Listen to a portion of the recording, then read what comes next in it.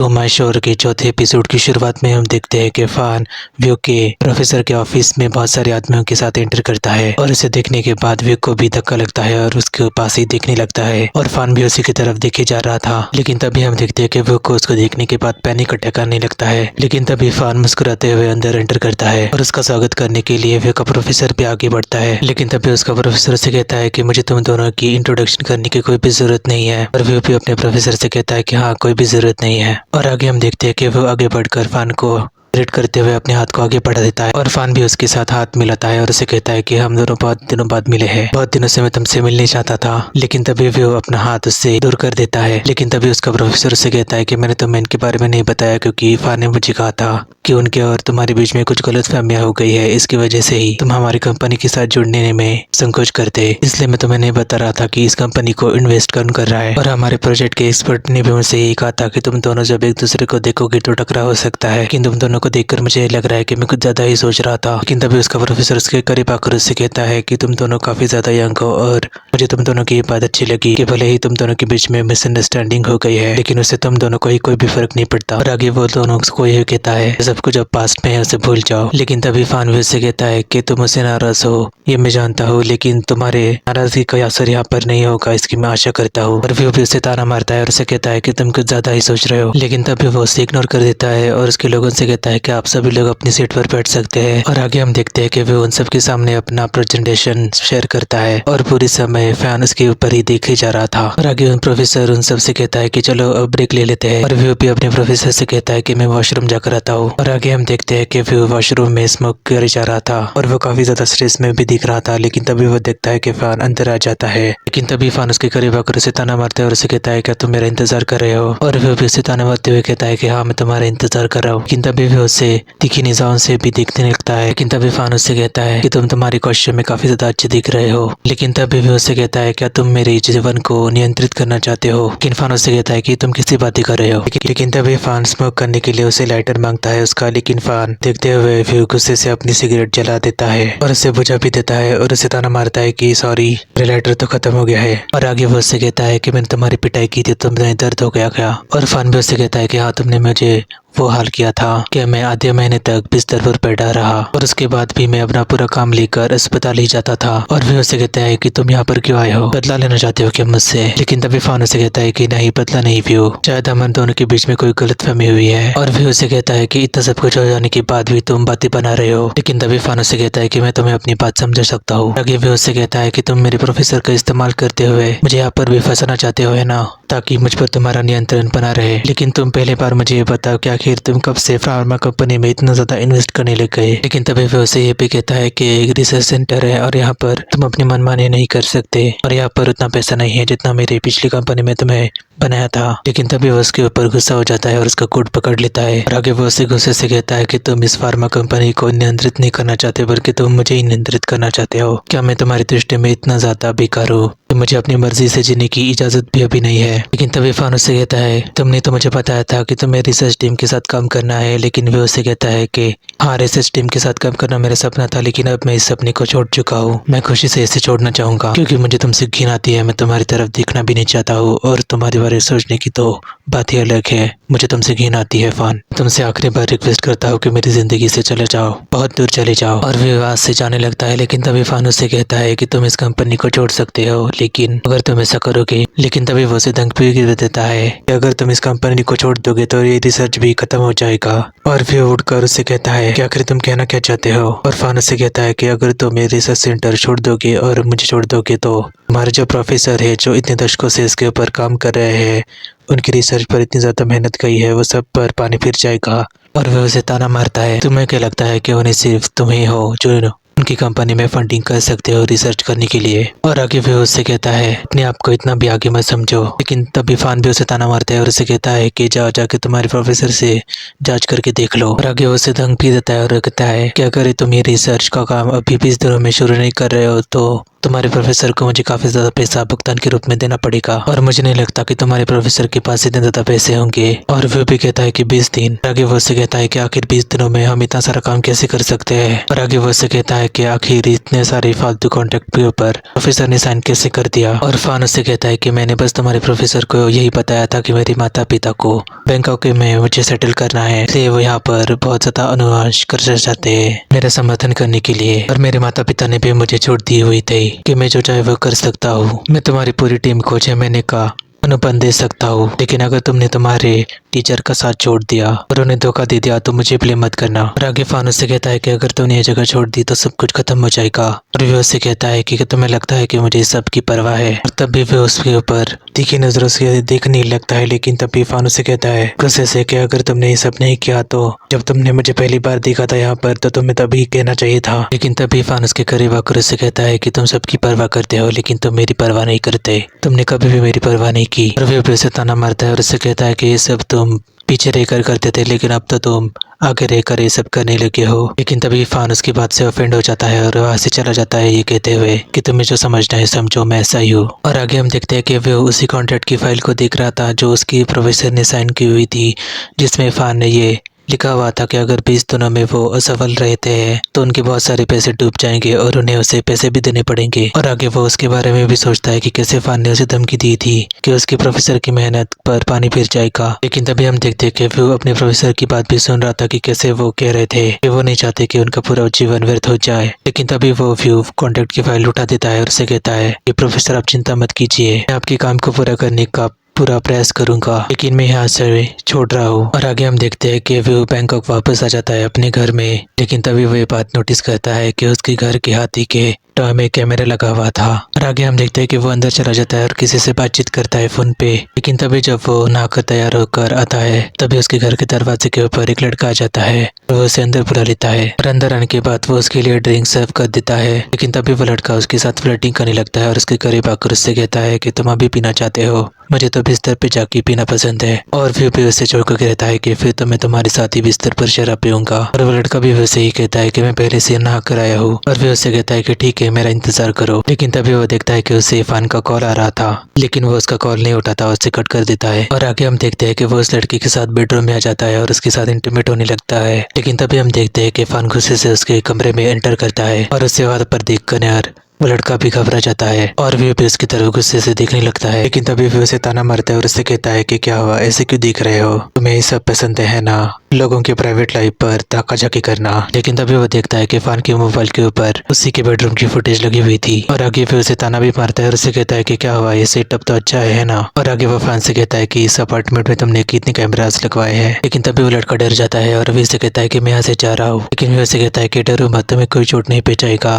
लेकिन तभी वो उस लड़की को पैसे भी दे देता है। लेकिन तभी वो लड़का उसे कहता है क्या तुम चाहते हो कि मैं पुलिस को बुलाऊं। लेकिन वो मना कर देता है और उसे कहता है कि बाहर धीरे से निकल के जाना। और वो लड़का भी वहां से चला जाता है। और आगे फान उससे कहता है कि मुझे तुमसे उम्मीद नहीं थी, तुम इतने अच्छे हो और शायद तुम भूल गए हो कि तुमने मुझसे कहा था कि तुम्हें इतनी ज्यादा सॉफ्टी लड़के पसंद नहीं है। लेकिन वो उसे ताना मारते हुए कहता है कि मैंने ट्राई किया और मुझे पसंद आ गया। और फान भी उसे ताना मारते हुए कहता है कि फिर तो तुम मेरे ऊपर हो या उस लड़की के, या वो लड़का आपके ऊपर है। और आगे फान उसे और भी ताने मारने लगता है और उसे कहता है क्या तुम्हें लगता है कि वो लड़का तुम्हें संतुष्ट कर पाता। लेकिन वो उससे कहता है गुस्से से जब तक मैं तुमसे अच्छे से बिहेव कर रहा हूँ, लेकिन तुम ये बात मुझे बार बार एहसास करवा रहे हो कि तुम इसके लायक नहीं हो। और फान भी उससे कहता है कि मैंने क्या गलत बोला, आखिर तुम्हें संतुष्टि तभी तो मिलती है जब तुम्हारे ऊपर कोई होता है। लेकिन तभी उसकी बातें सुनने के बाद विक को काफी ज्यादा रोना आने लगता है। लेकिन तभी फान बोलता रहता है कि तुम वैसे व्यक्ति नहीं हो क्या जो सबको अपने ऊपर लेना चाहते हो। और आगे हम देखते हैं कि उसकी बातें सुनने के बाद विक को भी पैनिक अटैक आना शुरू हो जाता है और उसे अपने बचपन की यादें आने लगती है कि कैसे सभी उसी लोग यही कहते थे। और वो ये सब सोचते हुए काफी ज्यादा रोने लगता है। लेकिन तभी वो अपने होश में वापस आ जाता है। लेकिन तभी वो देखता है कि वो एक कमरे में अकेले था। लेकिन तभी उसे फान की आवाजें सुनाई देती है कि मैं तुमसे प्यार करता हूँ। और वो कमरे में आने कर देखता है तो वहाँ पर वो और फान इंटीमेट हो रहे होते हैं। और वो अपने आप को देख कर भी कहता है कि तुम फंस चुके हो, तुमने अपने आप को खुलाना बना लिया है। लेकिन तभी वो आगे उसे ये भी कहता है कि क्या हुआ, तुम्हें उसने धोखा दिया क्या?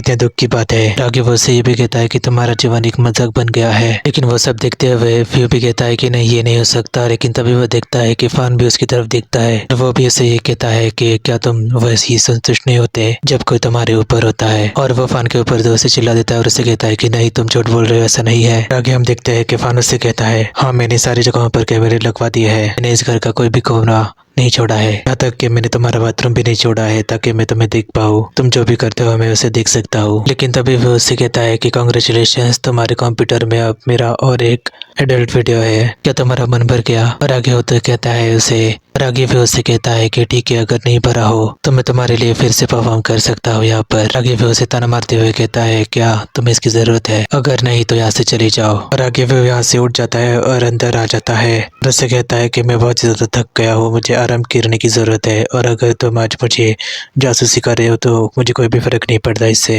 वैसे भी मैं कल यहाँ से जा रहा हूँ। और आगे वो भी उससे कहता है कि मैं कल ही इस्तीफा देकर यहाँ से चला जाऊंगा। तुम चाहे जो कुछ भी कर लो, सबको अपने अपने कार्यों का भुगतान करना ही पड़ेगा, मेरे प्रोफेसर समित। इरफान भी उसे कहता है, क्या तुम अपने टीचर का साथ छोड़ दोगे? उन्होंने इस पर इतनी ज्यादा मेहनत की हुई है। और भी उससे कहता है कि मुझे कोई भी फर्क नहीं पड़ता, ये मेरी जिम्मेदारी नहीं है। लेकिन तभी वो फान से ये भी कहता है कि मुझे अभी तक नहीं पता है कि तुम आखिर मुझसे इतनी ज्यादा घृणा करते क्यों हो, लेकिन अब मुझसे इसे कोई भी फर्क नहीं पड़ता है क्योंकि तुम मेरे लिए इतने ज्यादा महत्वपूर्ण हो ही नहीं। तुम जा सकते हो यहाँ से। लेकिन फान उसे फिर से ताना मारने लगता है क्या, और उसे कहता है कि तुम सच बोल रहे हो कि मैं तुम्हारे लिए इम्पोर्टेंट नहीं हूँ। लेकिन वो उसे कहता है कि मुझे तुम्हारे इन सारे भी खेलों में कोई भी दिलचस्पी नहीं है और मैं तुमसे आर्गुमेंट नहीं करना चाहता। मेरे पास समय नहीं है, या तो तुम यहाँ से खुद चले जाओ या फिर मैं ही तुम्हें छोड़ देता हूँ। और मुझे तुम्हें पीटने का मन भी नहीं कर रहा। मैं तुमसे रिक्वेस्ट करता हूँ कि तुम्हें अपने आप ही ये सब छोड़ दो। लेकिन तभी उसकी दी हुई घड़ियां को छूते हुए फान उससे कहता है कि मुझे लगता है कि तुम्हें किसी की भी परवाह नहीं है। और आगे फान उससे कहता है, क्या तुम मुझसे ये नहीं पूछना चाहोगे तो तुम्हारा भाई कैसा है? और फिर उससे कहता है कि तुम्हारा क्या मतलब है? और फान उससे कहता है कि कुछ ज्यादा नहीं, लेकिन आपका भाई अभी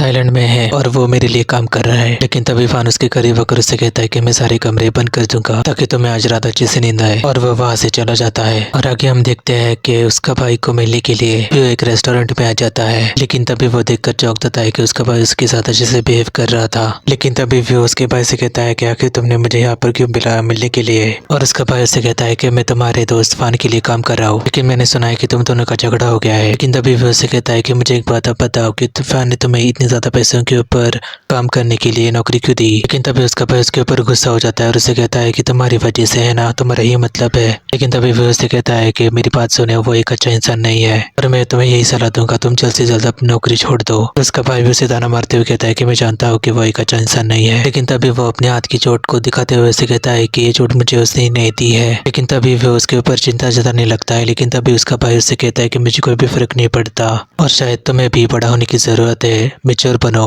तुम भी उसके सामने झुक जाओ, तुम जानते हो कितना अमीर है। तभी वो उससे कहता है कि अब मुझे समझ आया, तुम यहाँ पर मुझे इसलिए बुलाए हो कि तुम मेरे बारे में फैंजियो से बात कर रहे थे और उसने तुम्हें यहाँ पर भेजा है मुझे मनाने के लिए, उसके पास फिर से जाने के लिए। लेकिन तभी उसका भाई उसे ताना मारते हुए कहता है कि तुम अभी इतने ज्यादा गरीब हो, ये तुम्हारे लिए काफी नहीं है उसके पास जाना। और आगे उसका भाई उसके ऊपर और भी ज्यादा गुस्सा हो जाता है और उसे कहता है कि वो फैन तो मूर्ख है, लेकिन हम उसका पूरा इस्तेमाल कर सकते हैं। वो भी उससे कहता है क्या तुम अभी दूसरों के पैसे हड़पना चाहते हो, इतना सब कुछ होने के बाद भी? या पिछली बार से तुमने कुछ भी नहीं सीखा? लेकिन तभी उसका भाई उसे समझाने लगता है। लेकिन वो उससे कहता है कि नहीं, तुम्हें उससे दो चाहना ही पड़ेगा। मैं नहीं पता कि वो किस तरीके का इंसान है, तुम उससे जानते ही कैसे हो, तुम्हें इसके बाद का इंतजाम भी नहीं है, मैं अंदाजा भी नहीं है कि वो कितना दुष्ट इंसान है। और आगे वो उसके भाई से कहता है कि शॉर्टकट में पैसे कमाना छोड़ दो और एक अच्छी नौकरी ढूंढो, कुछ ही दिनों में हमारी माँ की बरसी है, मैं तुम्हारे साथ चलूंगा। लेकिन तभी उसके ऊपर उसका भाई जोर से चिल्ला देता है और सभी लोग उनकी तरफ देखने लगते हैं। आगे उसका भाई उससे कहता है कि तुम्हें उसके साथ शादी करने की भी जरूरत नहीं है, बस उसके साथ रहो। और आगे वो उससे कहता है कि मिस्टर फान वो काफी ज्यादा हैंडसम है, अमीर भी है, इस सब के बावजूद भी तुम उसकी शिकायत कर रहे हो मेरे ऊपर। और आगे वो उससे कहता है कि हाँ, वो थोड़ा सा बुरा हो सकता है, लेकिन उसे अब तुम झेल सकते हो, तुम्हारी जिंदगी वो आसान कर देगा, अपने पैसों की नौकरी वो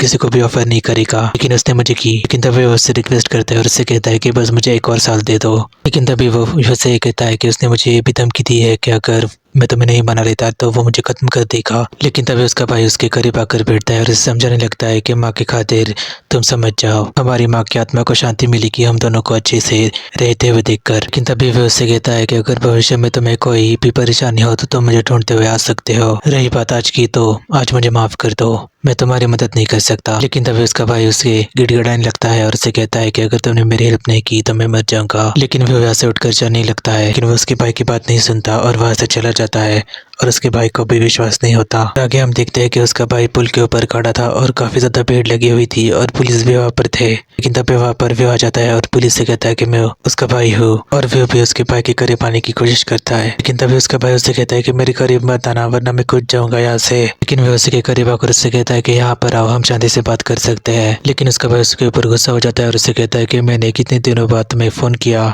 लगातार फोन करता रहा मैं तुम्हें इतने दिनों से, लेकिन तुमने एक बार भी मेरा फोन नहीं उठाया। और वो भी उससे कहता है कि फरहान के पैसों के लिए तुम इतने अंधे हो गए कि उसके लिए तुम अपनी जान भी देना चाहते हो क्या। लेकिन वो उससे कहता है कि सब तुम्हारी वजह से हो रहा है, मेरी वजह से नहीं। तुम्हें क्या लगता है कि तुम मुझसे सच में नफरत करते हो क्या? मुझे तो लगता है कि तुम मुझसे ही नफरत करते हो। लेकिन तभी वो उससे कहता है कि इतने सारे लोगों के ऊपर ये इमोशनल ब्लैकमेलिंग करना छोड़ दो, ठीक है मुझे बताओ तुम्हें क्या करना पड़ेगा मुझे खुश करने के लिए। और आगे फिर उससे कहता है कि मुझे बताओ कि तुम्हें खुश करने के लिए मुझे क्या करना पड़ेगा। और उसका भाई भी उसे ताना मारता है कि उसे पता है कि क्या करना है। और उसका भाई उससे कहता है कि मैं अपनी नौकरी कंटिन्यू करना चाहता हूँ। और वो भी उससे कहता है कि तुम मेरे साथ ये बताने की कोशिश कर रहे हो कि मुझे उसके पास वापस जाना पड़ेगा। और आगे वो उससे कहता है क्या फैन ने तुम्हारी सारी इच्छाओं को पूर्ण कर दिया है। और आगे वो अपने भाई से कहता है कि फरहान ने तुम्हारी सारी इच्छाओं को पूर्ण कर दिया है क्या? क्या उसने तुम्हारी बातों में आकर अपनी सारी संपत्ति तुम्हारे नाम कर दी है क्या? लेकिन तभी वो उससे कहता है कि फैन के लिए सब खेल है, क्योंकि वो बोर होता है तो ये खेल खेलता है और मैं तो बस उसका खिलौना हूँ। अब क्या तुम्हें भी इस खेल में इतनी दिलचस्पी आने लगी है? क्या तुम्हें पता है कि वो सब ये सब प्लान कर रहा है, वो मेरी कमजोरी ढूंढ रहा है। लेकिन तभी वो उसे रिक्वेस्ट करता है कि तुम अपने कंट्री में वापस चले जाओ, मैं तुमसे विनती करता हूँ मेरे भाई। लेकिन तभी उसकी बातें सुनकर उसका भाई भी इमोशनल हो जाता है। लेकिन तभी वो उसे कहता है कि मेरे करीब बताओ। लेकिन तभी उसका भाई नीचे गिरने वाला था, लेकिन वो अपने आप को संभाल लेता है। लेकिन आगे हम देखते हैं कि फरहान उसके दोस्त के साथ वहीं पर कार में बैठा हुआ था और उसका दोस्त भी उसे ताना मारते हुए कहता है कि मैं इस युग का सम्मान करने लगा हूँ, वो बिल्कुल भी वैसा नहीं है जैसा दूसरे लोग उसे दिखाने की कोशिश कर रहे हैं। और आगे वो फरहान को ताना मारते हुए उसे कहता है कि उसे कुछ अच्छा मिलना चाहिए, वो इसका हकदार है। और फरहान उसे गुस्से से कहता है कि तुम ये क्या कह रहे हो? लेकिन तभी उसका दोस्त उसे कहता है कि कुछ नहीं, मैं बस ये कह रहा हूँ कि इतना अच्छा इंसान तुम्हारे साथ ही होना चाहिए यंग मास्टर फरहान, कि अब तुम खुश हो। लेकिन तभी फरहान उससे कहता है कि तुम शायद उसे पहचान नहीं पा रहे हो, वैसा नहीं है जैसा दिखा रहा है। और आगे हम देखते हैं कि वो इमोशनल हो जाता है और अपने आप से यही कहता है कि फरहान जीत गया, मैंने उससे वापस जाने के लिए कहा था लेकिन वो नहीं माना। लेकिन तभी भाई उसका कहता है कि शायद तुम चाहते हो कि मैं सचमुच में मर जाऊं। लेकिन फरहान उससे कहता है, लेकिन भी उससे कहता है कि क्या तुम जानते हो कि मैं यहाँ से कूद जाऊंगा तो क्या होगा? लेकिन तभी उसका भाई उसके ऊपर फिर से गिड़गिड़ाने लगता है और उसे कहता है कि माँ के लिए मान जाओ, जिसने तुम्हें बड़ा किया, इतना मेरी मदद करो प्लीज। लेकिन तभी फरहान उससे कहता है कि अब देखो। और वो अपने भाई से कहता है कि तुम इतनी देर से कूदने की कोशिश कर रहे हो लेकिन कूद नहीं रहे हो। और आगे फरहान भी अपने दोस्त से कहता है कि उसका भाई उसकी मौत के करीब ले जाने की कोशिश कर रहा है। लेकिन तभी उसके का दोस्तों से ताना मार देता है और उससे कहता है कि तुम भी तो यही कर रहे हो। और आगे वो उससे कहता है कि शायद मुझे लग रहा है कि तुम्हारी ये तरकीब काम नहीं करेगी। और आगे वो उससे कहता है कि मैंने उसे नहीं कहा नदी में कूदने के लिए, वो खुद ही मान गया। और आगे उसका दोस्त उसे कहता है कि वो को मानना पड़ेगा कि वो इस ड्रामे में पूरी तरीके से शामिल नहीं हो पा रहा है, वो बिल्कुल भी अपने आप को डिस्ट्रैक्ट नहीं कर पा रहा। लेकिन तभी आगे हम देखते हैं कि उसका भाई उसे ताना मारने लगता है और उससे कहता है कि तुम भी तो गए हो और तुम्हें पुरुषों के साथ सोना अच्छा लगता है और फरहान आपका साथ दे रहा है इस कमरे में आपके साथ सोने में, आपको तो उसका आभारी होना चाहिए। लेकिन तभी उसके भाई की बात सुनने के बाद फरहान को उसके ऊपर गुस्सा आ जाता है। लेकिन तभी उसका दोस्त उसे रोक देता है और उसे कहता है कि तुम अब मत जाओ और हाथ और भी ज्यादा बिगड़ जाएंगे। लेकिन तभी फरहान उसके भाई को गुस्से से देखता है और उसे कहता है कि उस दिन उसका हाथ नहीं बल्कि उसका मुंह ही चलाना चाहिए था मुझे। लेकिन तभी वो उसके भाई से कहता है कि मैंने माँ से वादा किया था कि मैं तुम्हारा ख्याल रखूंगा, लेकिन मुझे लग रहा है कि मैं उनका वादा पूरा नहीं कर पाऊंगा। और वहां से जाने लगता है। लेकिन तभी वो देखता है कि उसका छोटा भाई नीचे गिरने वाला था, लेकिन तभी वो उसे पकड़ने जाता है। लेकिन तभी फरहान उसे पीछे से पकड़ लेता है और आगे वो देखता है कि पुलिस उसके भाई को ऊपर खींच लेती है और उसे वहां से लेकर जाती है। और वो भी फरहान से दूर हो जाता है और उसे कहता है कि मुझे छोड़ दो। लेकिन तभी फरहान देखता है कि वो पुल के नीचे जाने लगता है और उससे कहता है क्या तुम अपना बिल्कुल भी नहीं सोचते। लेकिन तभी वो उसे ताना मारता है और उसे कहता है कि इसे तुम्हारा कोई भी लेना देना नहीं है। लेकिन तब भी वो उसे कहता है कि ये विचार मेरा नहीं था बल्कि तुम्हारे भाई का ही था, और वह भी उसे कहता है कि मुझे अकेले छोड़ दो। लेकिन तभी वो उसे कहता है कि तुम नहीं चाह रहे हो तो फिर मैं ही यहाँ से चला जाता हूँ। लेकिन तभी फान उसे पकड़ कर कहता है कि मैं जानता हूँ कि मुझसे गलती हुई है, तुम मुझे जो भी सजा देना चाहो दे सकते हो। जब तक तुम्हें संतुष्टि नहीं मिल जाती जितनी बार देना चाहो दे सकते हो। मैं तुमसे बस एक और मौका मान रहा हूँ। लेकिन तभी फान उसे कहता है तुम जानना चाहते हो ना कि मैं तुम्हारे साथ ऐसा क्यों कर रहा हूँ। मैं तुम्हें समझाता हूँ। लेकिन वो उसे कहता है कि मुझे इसमें कोई भी दिलचस्पी नहीं है जानने में, मैं नहीं जानना चाहता, और वहाँ से जाने लगता है। लेकिन तभी हाथ ने उसका हाथ पकड़ लेता है और उसे गुस्से से कहता है कि तुम मुझे नहीं चाहते हो है ना। लेकिन तभी वो उसे कहता है कि मैं तुम्हें मजबूर नहीं करना चाहता था, और वो भी उसे कहता है कि तुमने बहुत बार मुझे मजबूर किया है। लेकिन तभी उसका हाथ झटक तक ये सामने जाने लगता है। लेकिन तभी फान उससे कहता है कि तुम अपना फोन नहीं उठा रहे हो। लेकिन तभी वो को उसके ऊपर गुस्सा आ जाता है और उससे कहता है कि तुम्हारी वजह से मैंने अपनी जॉब खो दी, अपना परिवार सब कुछ घर में बनाऊंगा, अगर कल को मैं मर जाऊंगा तो मेरे लिए शोक भी कोई नहीं बनाएगा। और आगे वो उससे कहते हैं कि आगे तुम मुझे और क्या धमकी दे सकते हो। लेकिन तभी वो उससे कहता है कि ठीक है मैं अपना फोन उठा लेता हूँ। लेकिन तभी फान उसे रोक देता है और उससे कहता है कि मैं तुम्हें और भी और ज्यादा दुख नहीं पहुंचाना चाहता। और आगे वो उससे कहता है कि ठीक है तुम मेरा कॉल ले सकते हो, लेकिन मुझे पता मत चलने देना कि तुमने क्या किया इस बार। और आगे फिर उससे कहता है कि यही अंत है हमारे दोनों के रिश्ते का, सब कुछ खत्म हो गया, आज से नई शुरुआत करनी पड़ेगी। लेकिन तभी फान हंस देता है और उससे कहता है कि नई शुरुआत, अपना फोन उठाओ। लेकिन तभी वो देखता है कि उसे उस लड़की का फोन आ रहा था जिसने उसकी मदद की थी फान को एक्सपोज करने में, और फिर फोन उठा देता है और वो लड़की भी उससे